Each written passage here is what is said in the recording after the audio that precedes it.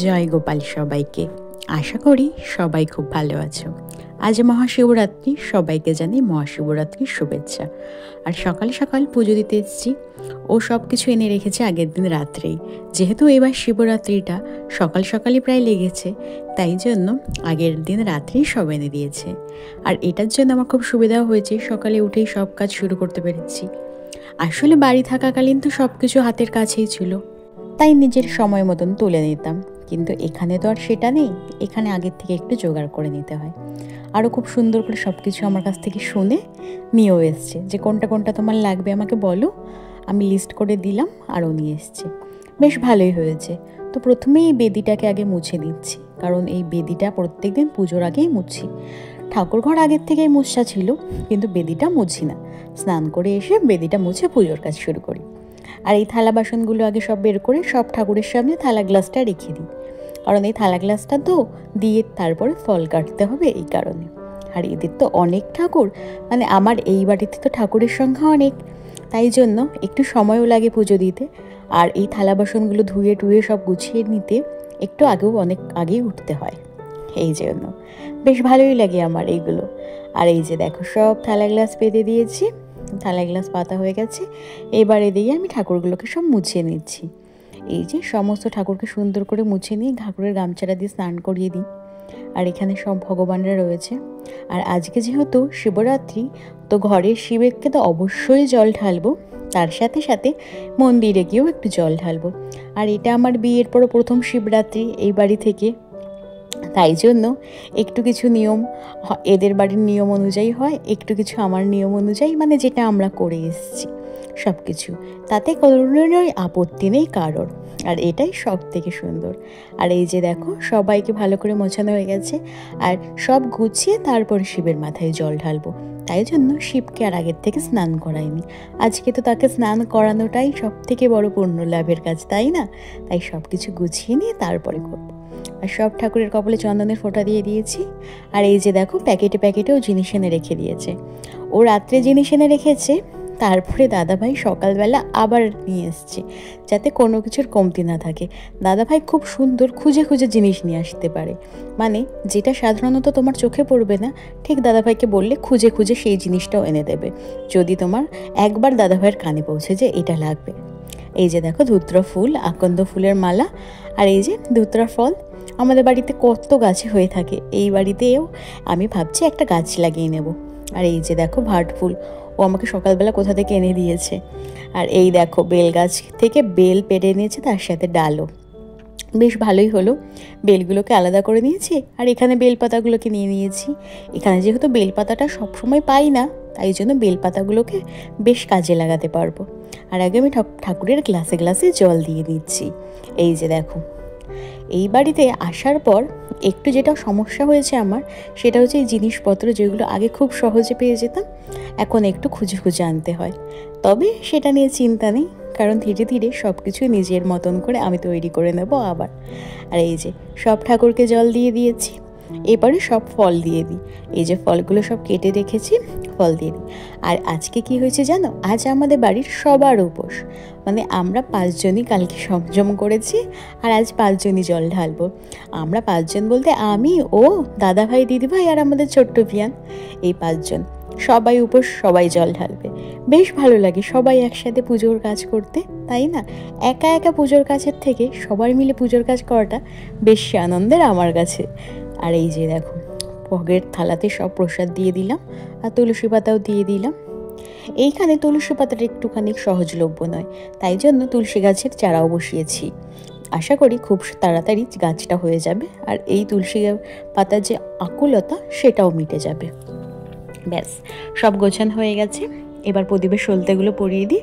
প্রদীপগুলো তো 2 কোণে 2টো দিই, কারণ এতটা বড় বেদিটা একটা প্রদীপে না হয় না, তাই জন্য বেদির 2 সাইডে 2 কোণে 2টো করে প্রদীপ আমি বসিয়ে দিই।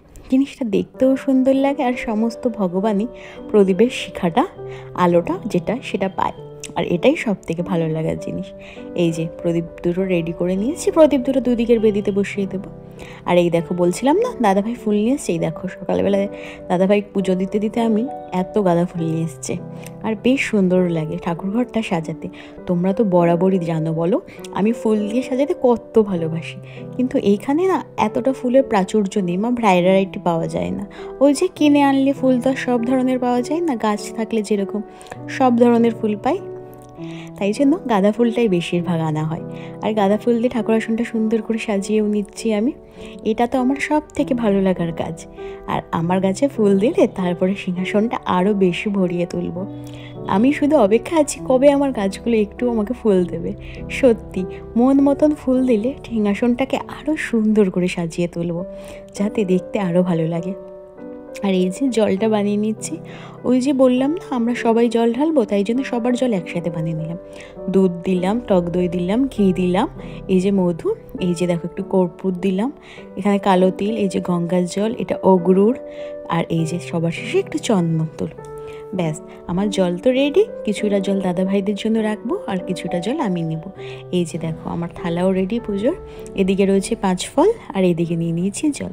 ধূপটা জ্বালিয়ে নিই, কারণ ধূপ ধুনোর গন্ধই তো মনে হয় না পুজোটা সম্পূর্ণ হওয়ার। এই যে দেখো এদিকে একটা প্রদীপের স্ট্যান্ড, এখানে বললাম না আছে, এই যে প্রদীপ জ্বালিয়ে নিয়েছি। আর আমার সব থেকে ভালো লাগার জিনিস ধূপ, এই যে ধূপও জ্বালিয়ে নিয়েছি। বাহ কি সুন্দর লাগছে সত্যি, ঘরটা যেন একদম প্রাণ ফিরে পেল। আর এই যে আমার পুজোর থালাও রেডি। সবার আগে বাবা মহাদেবকে জল ঢেলে নিচ্ছি। আজকে বিয়ের পর প্রথম আমার শিবরাত্রি, তাই জন্য বাবা মহাদেবকে অনেক অনেক কিছু বলার আছে, মনে মনে যা মনস্কামনা আছে সেগুলোও জানাই। আর এই যে বেলপাতা দিয়ে দিলাম, চন্দনের ফোঁটা, আর এই যে আকন্দ ফুলের মালাও পরিয়ে দিলাম। ব্যাস এরপরে যেই জিনিসগুলো আমি নিয়েছি আরও, ধুতরা ফুল, ভাট ফুল তো অনেক হয় না এই সময়, ভাট ফুল দিয়েও পুজো দিতে হয়। এই যে ভাট ফুলও দিয়ে দিলাম। আর এটা হলো আমার গাছের চন্দ্রমল্লিকা। আজকে এত সুন্দর একটা দিনে ভাবলাম একটা গাছের ফুল দিই। আর এই যে 5 ফল ছুঁয়ে রাখলাম।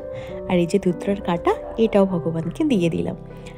এই যে আমার পুজো দেওয়া কমপ্লিট হয়ে গেছে। এরপরে ও জল ঢালছে, এই যে ও জল ঢালছে।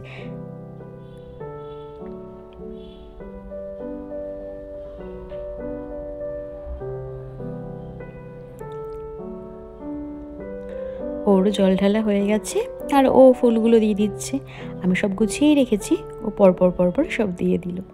ব্যাস ওর পুজো দেওয়াও হয়ে গেছে।